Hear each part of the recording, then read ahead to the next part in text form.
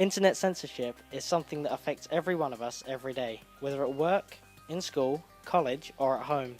The question we want answered is how come many people know so little about internet censorship when it has such an impact on day-to-day lives? Internet censorship is the control of the access to information on the internet, TV, radio, or literature.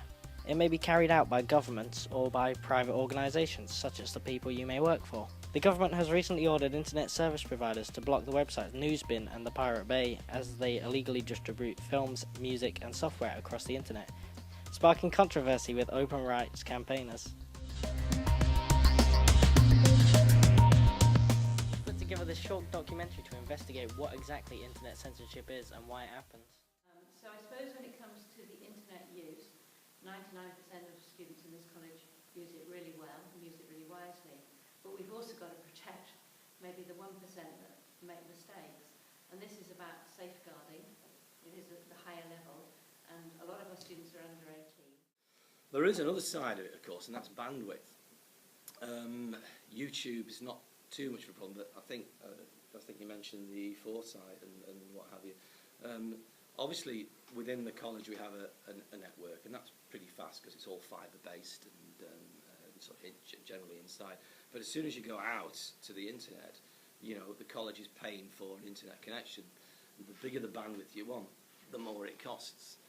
And you know, and so we've got to balance the sort of cost of accessing the internet against everything else, particularly if people are accessing watching last night's TV programmes because they missed it and those sort of things. That's obviously sort of fairly inappropriate use to be using the bandwidth to the internet, and it might be stopping other people accessing their educational resources. Everything starts to run slowly because of those sort of things. Lee Hopwood, the network manager, and Tim Bateson, an IT technician from Blackpool Sixth Form College, declined to be interviewed on this topic for our documentary due to reasons beyond their control. Internet censorship affects many people, but now we are going to investigate just how internet censorship affects our high schools. Many students cannot access certain websites within high school due to internet censorship. According to our research, 90% of high school students don't agree with the blocking of websites within their schools. We're going to put teachers to the test and ask them why certain websites within schools have been blocked. In a school of 3 so you have a whitelist where you're blocking absolutely everything and only allowing students access to certain websites, then actually what you're doing is you're not giving them the experience and the opportunity to actually filter through the internet themselves and actually become their own censor. You know, people intuitively know what's right and what's wrong and what you should and shouldn't be looking at. And if you don't give them that opportunity at a reasonably early age, say from 11 onwards, then what you're actually doing is you're doing them a disservice, because when the internet does become freely available to them, they just become overwhelmed and maybe they won't actually have the rationale to say, actually, that's not appropriate, I really shouldn't be looking at that, that isn't acceptable. Okay? So I think there is an argument to suggest that what we should be doing is encouraging people to use the internet properly and being their own censor. So I think it does, to some extent, yes, hold people back. Absolutely. I think being able to use the internet for research is a huge life skill to have. I wouldn't be able to do my job without it. And because our internet connection is still blocked by the borough here, a lot of websites that I use for my day-to-day job are still blocked, and it holds us back quite a lot. What do you think? Internet censorship holds them back? Not really. It can do on the grounds of message boards are a really handy resource because it'll give you multiple different views and opinions, and sometimes the answers are wrong, but then you'll have a horde of people telling them that it's right. However, because people are left to their own devices, and if it was completely uncensored, the likelihood of people actually doing work and proper research would be slim. We are now going to investigate internet censorship within Blackpool Sixth Form College and just how it affects students within the college. We have interviewed tutors at the Blackpool Sixth Form College, and here are their responses. But there are students, because, you know, people are young and they experiment, and sometimes they do make mistakes. And I suppose we have to ask the question, can our librarians, can all our staff be monitoring all that so that people don't make mistakes? And you're quite right that we're probably safeguarding everybody for the 2 or 3 that might make a mistake. And yes, when you get to 16, you should be able to do what you want. I mean, similarly, we have a rule in college where you can't eat in carpeted areas. And you could say to a student, you can eat in carpeted areas, just make sure you don't make a mess. If we let that happen, I think we know there'd be a mess all over the place. There'd be litter, there'd be crumbs everywhere. And you should say, well, I'm 16 years old, I should be able to take responsibility for my own personal consumption of food. I think it's an example of where college knows that for the majority it would be the best thing for them. We are now going to investigate internet censorship within Palatine Sports College, a high school in Blackpool, to find out their policies on internet censorship and how it affects their students. So, although there may be some debate as to whether complete censorship is appropriate or not, there has to be some level of censorship simply to keep people safe. There are plenty of sites out there that we couldn't expose our students to for all kinds of reasons.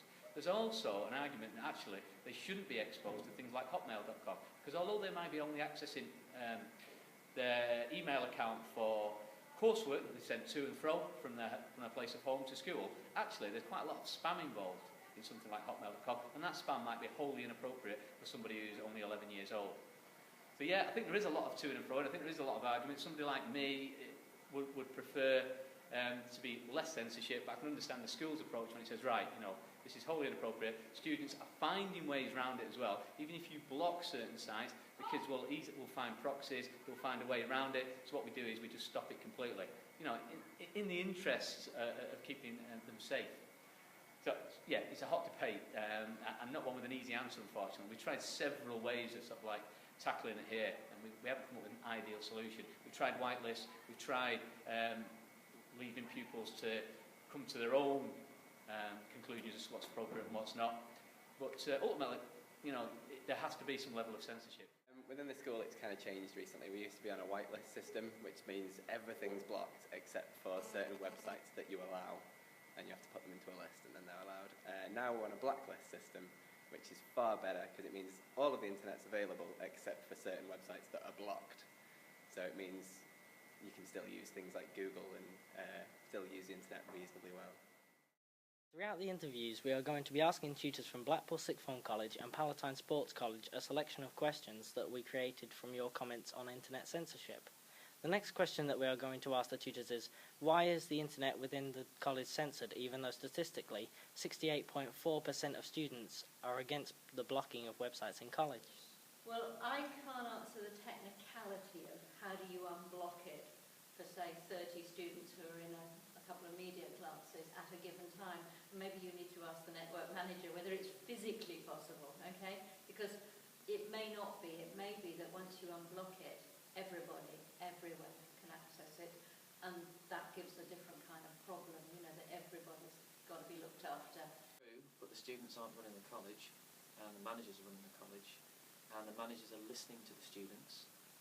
We're aware that maybe they want some of the websites unblocked, but what are they going to be used for? Are they going to be used, the websites that are blocked are generally blocked because they're distractions or social websites which aren't necessarily improving the students' focus for their education.